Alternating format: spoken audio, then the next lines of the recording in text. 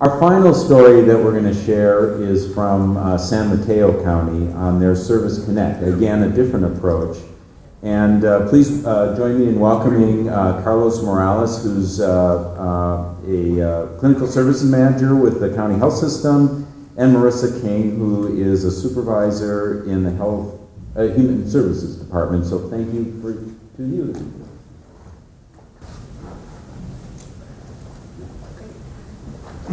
Good morning, good afternoon. San Mateo County, for those of you who don't know, is located just between San Francisco and Santa Clara County. We're not quite as large as San Bernardino County, but we are quite diverse.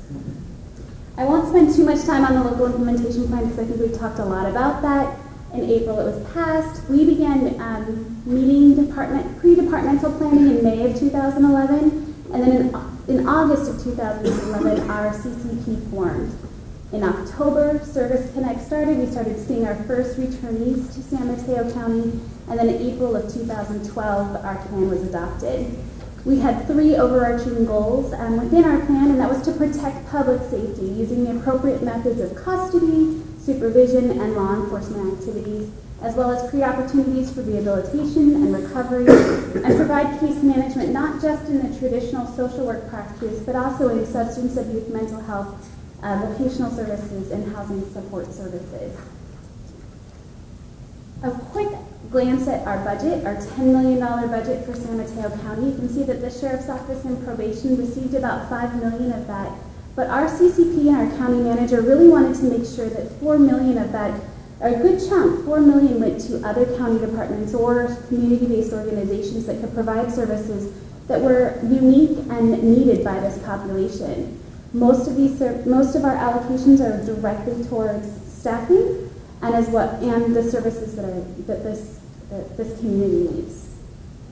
So I'll talk a little bit of what Service Connect is. Service Connect is Health and Human Services, although we're 2 different departments put together in partnership with Probation and Sheriffs. But Service Connect is a co-located group of individuals from behavioral health and from human services. Our current work staffing is a social worker who provides our case management, a community worker who's actually from our faith-based community who we've hired to come in and provide mentoring programs, support groups, and to get the connections out in the community, and then a benefit analyst. Our benefit analyst determines on-site, same day as they return, eligibility for the entitlement programs, whether it's Medi-Cal, General Assistance, CalWorks, CalFresh, or even referrals to our ACE program, which is our county medical health program.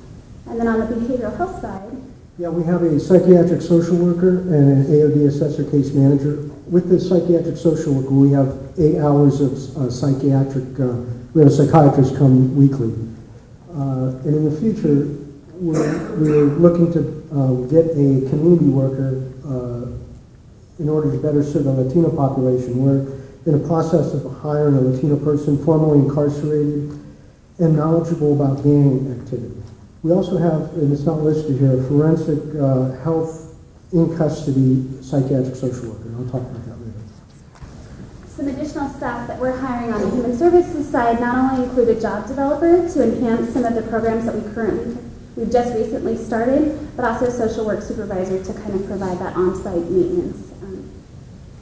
So there's 3 phases within our local implementation plan. The CCP service philosophy was really a collaborative approach which seeks to reduce recidivism and to ensure public safety and coordinate services in and out of custody. So within this approach, we have multiple disciplinary teams, which seem to be the vein of existence through everyone here, working together to make sure that supervisees, as appropriate, not putting too many services on them, but putting the services that are needed to engage them as quickly as possible. So we'll talk about these 3 phases next. We employ evidence-based practices through all 3 phases, and I'll just give you kind of a brief overview of some of the evidence-based practices we're using. Probation is using a correctional assessment intervention system, a CASE, and they share this with Service Connect staff. And the CASE identifies underlying reasons for criminal behavior, classifies offenders into supervision strategy groups, and giving workers the techniques that they are most likely to be successful managing each offender.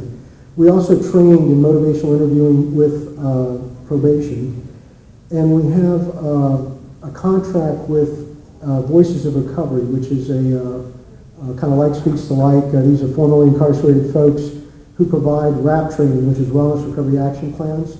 It's kind of tailored to the offender population. We have a gentleman that's doing moral recognition therapy for us, a cognitive behavioral approach that addresses criminal thinking.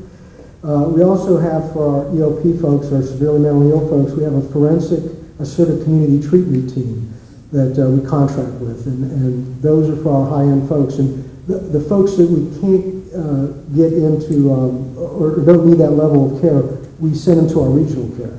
So all our AOD assessor and our mental health psychiatric social worker avail themselves to all the contracts that we have. So we're using our entire system.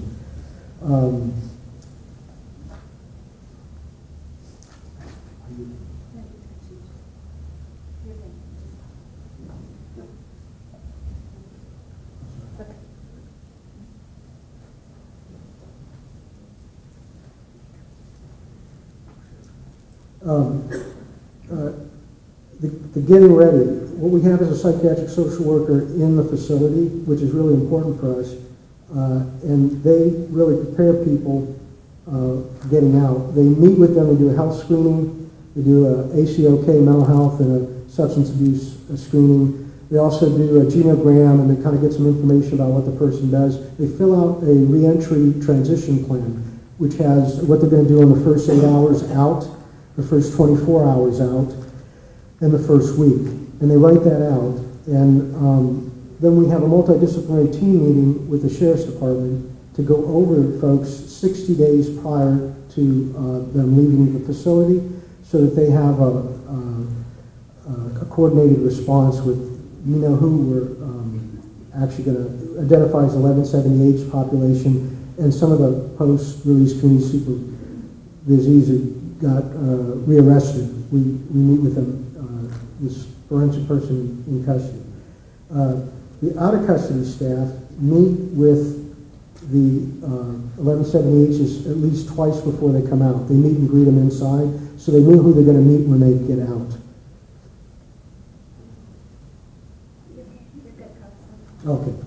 The transition out of custody, this is really important, and we just started doing this. We tried to do this with the post-community release supervision. We actually went to Vacaville and visited one person in EOP status, and we went to San Quentin to kind of meet with the staff there and coordinate, but it was very challenging. Now that we're dealing primarily with 1170Hs as a post-community release supervision come down in numbers, we just deal directly with walking people as they get dressed out of our jail at McGuire, and we have someone meet them there that they have already met and walk them over to Service Connect, and then we start our process there, and then we walk them up to probation, which is on the 5th floor.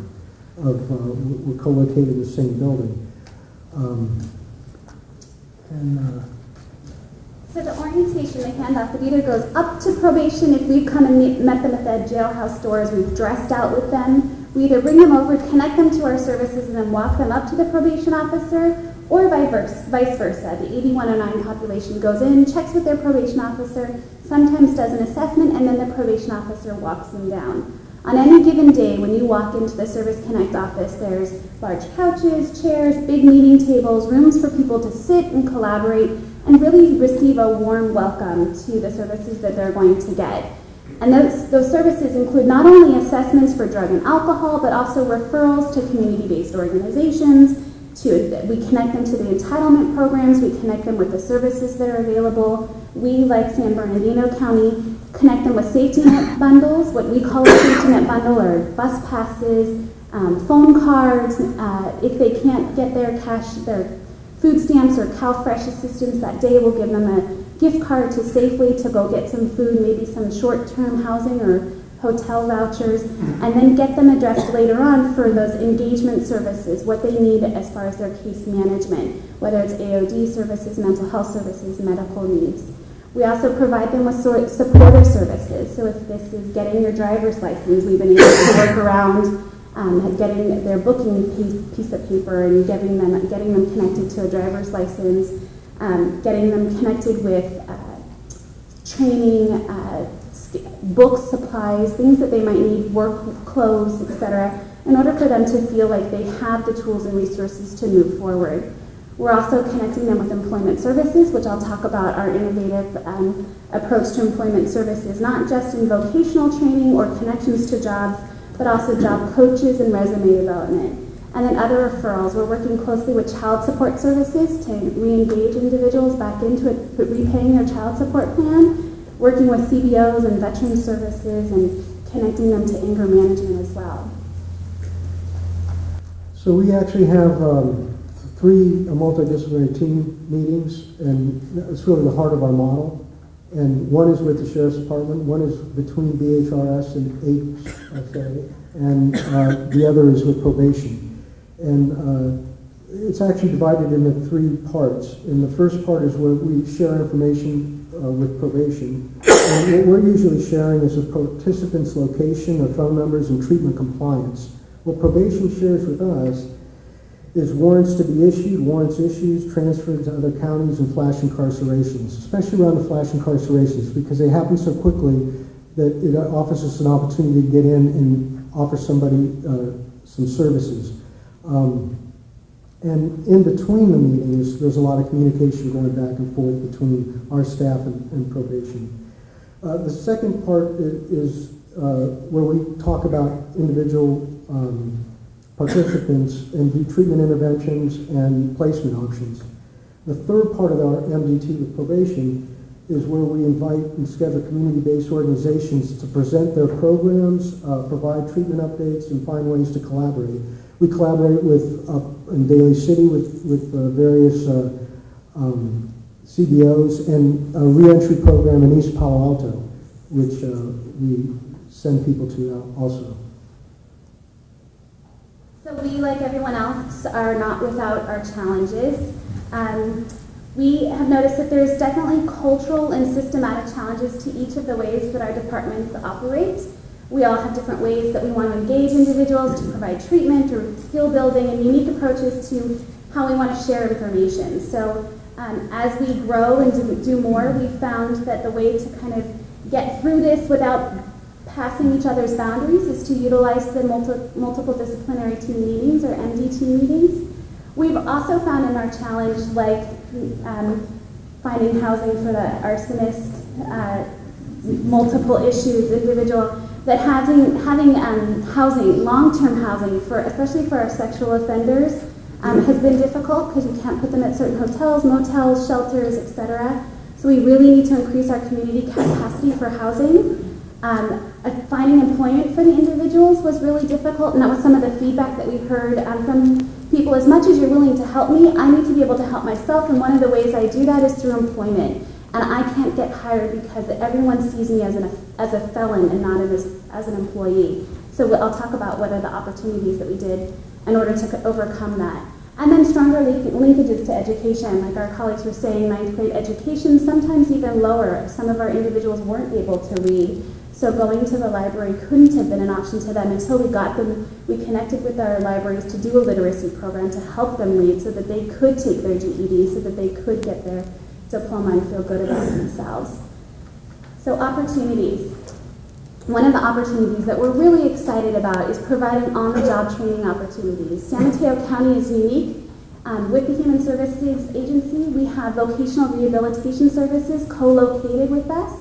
And we started just a few months ago what we call 550 jobs. That's the address of the location they go for their job. They work 20 hours a week. They're paid $10 an hour. It's on the spot. As soon as they come back, they can start working. They have access to a job coach. They can work in several different arenas, whether it's warehousing, production, catering connection, where they learn how to work inside of the catering field. And we also have a connection with Recycle Now, which is our recycling company in San Mateo County. And we can connect them to that employment opportunity as well.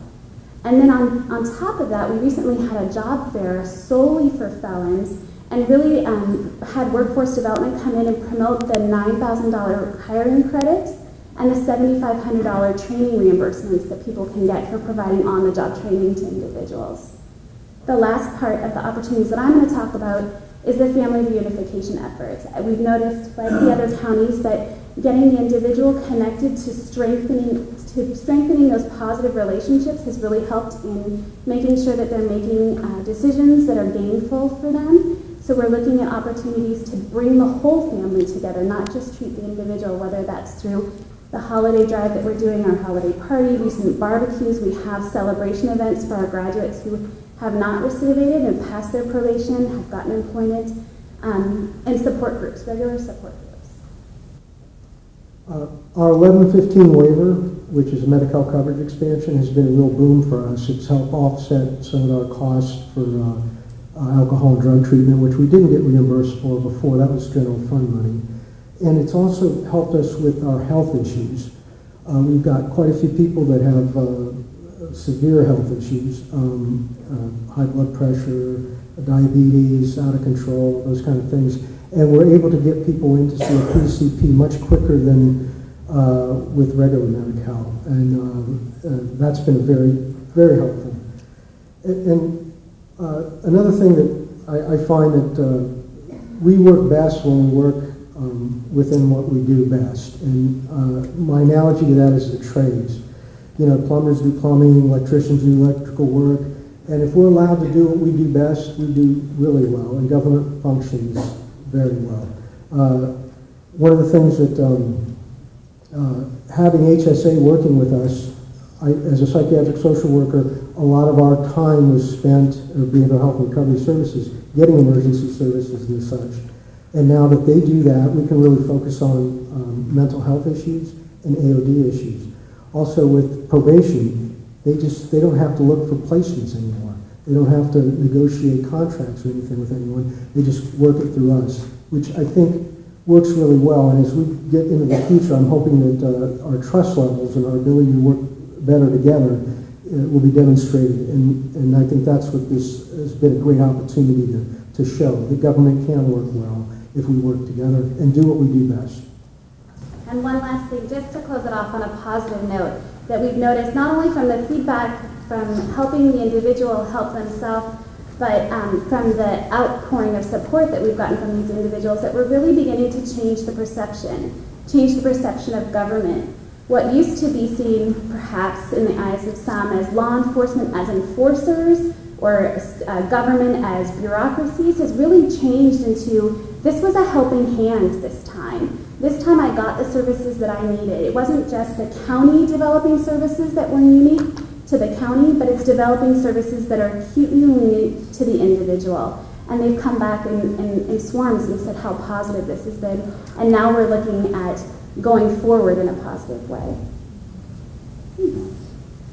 Thank you.